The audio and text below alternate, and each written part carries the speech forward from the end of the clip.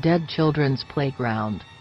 Maple Hill Cemetery is expansive and well-maintained, a true monument to the countless lives interred there. As the oldest cemetery in Huntsville, Alabama, it's the favorite resting place of the Yellowhammer State's well-to-do, including 5 Alabama governors and 5 U.S. senators. During the day, it's sunny and cheerful, if a tad somber, but when twilight creeps in and the last of the day's warmth seeps from the sodden ground, the souls of dead children come out to play. Nestled on the edge of the sprawling cemetery is a small playground, and when the clock strikes 10 on a dead calm night, the rusty swings creak to life, slides groan under unseen weight, and unearthly giggles sound out over the still cemetery grounds.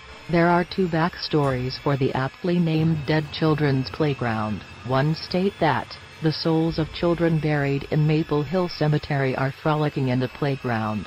The other is, well, a little more sinister. Legend has it that Alabama's Madison County went through a rash of child abductions in the early 60s.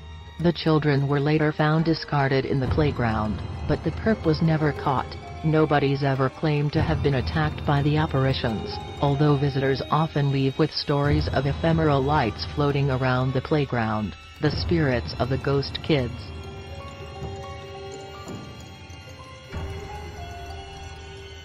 Hampton Lily Bridge House.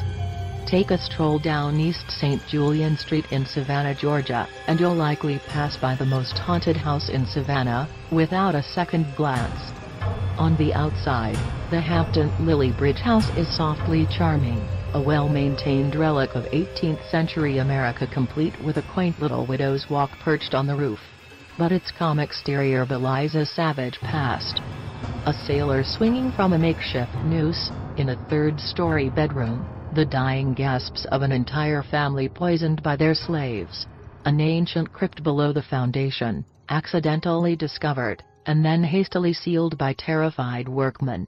Rumors of the house's grisly past are no doubt embellished by the many ghost tour companies that pepper Savannah, but visitors today still claim to feel an unearthly chill when they cross the threshold. One of the creepiest stories from the Hampton Lily Bridge House involves the past owner, a man named Jim Williams. Williams and several friends were in the house when they heard noises coming from upstairs. The house was still being renovated at the time, and the noises were coming from a room with an open chimney shaft on the 3rd floor. When Williams' friend walked into the room, he felt an invisible force grip his body and drag him toward the open shaft. Only by dropping to the floor did he prevent himself from being flung to his death. Jerome, Arizona. Jerome, Arizona, is a ghost town, but not because it's been abandoned by the living, because it's been taken over by the dead. In the late 1800s, Jerome was a copper boom town, a thriving speck of civilization in the sand-swept hill country of southwestern America.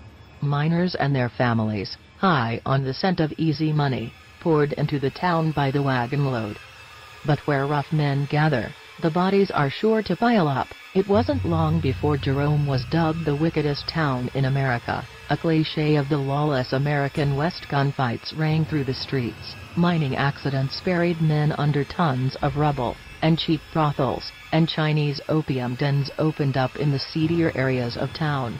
Husband's Alley was the hub of Jerome's wheel of decadence, and it's said that the ghostly calls of young girls can still be heard, echoing through the empty streets. One ghost in particular that people claim to see is that of Sammy Dean, a prostitute who was strangled in her bed by a customer. She wanders through homes, looking for her killer, but that's only the tip of Jerome's ectoplasmic iceberg. In a nearby mine, Headless Charlie haunts the dark tunnels, searching for the head that he lost in a freak accident. An abandoned clinic holds hordes of emaciated ghosts who died of the flu in 1917. Nearly every street and byway in Jerome has its own macabre tale to tell.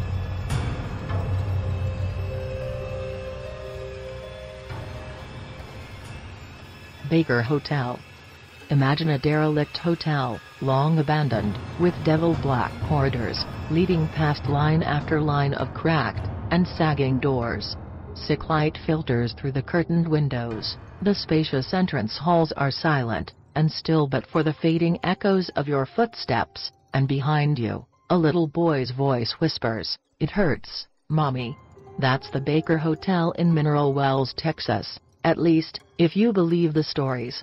Once an opulent getaway for the rich and famous, hard times forced the Baker to close its doors in 1972. Since then, it's become something of a local icon, spurred in part by the tales of the ghosts that walk its halls. The usual suspects include a woman in white who took a dive off the hotel's roof, an aura of suffering and disease in several of the rooms, and a weeping old woman in a wheelchair wailing the phrase "I can't do it," over and over again. Plans are underway to restore the dying hotel to its former glory, so maybe the specters will calm down a little and just learn to enjoy themselves soon. Letchworth Village. Nobody's going to deny that an abandoned mental asylum known for raping and abusing its patients is going to be pretty creepy all on its own, supernatural interlopers or not, but Letchworth Village packs a double punch.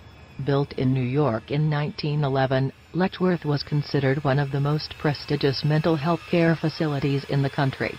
It was the spot where the first polio vaccine was tested in 1950, a fact which should have nailed it a spot in history all on its own, if the test subject hadn't been a mentally challenged 8-year-old boy, who couldn't have given consent even if he'd been asked. As early as the 1920s, rumors were already circulating of the atrocities being committed behind closed doors in the village. In 1921, almost 1,200 patients, most of them small children, were crammed into the severely overpopulated rooms. That's the same year the head physician, Dr. Charles Little, announced that he intended to use the patients in medical experiments. By the 50s, over 4,000 mentally disabled men and women were crowding each other for sleeping space in the hallways. The patients were neglected, many of the women were abused. A cloud of death began to fall over the diseased grounds. The village closed its doors for good in 1996, and since then, reports of ghostly occurrences have made the rounds, children giggling, desks and chairs scraping across the cracked concrete floors, towers of cardboard boxes simply marked deaths. Every visitor reports some unexplained phenomenon at Letchworth Village.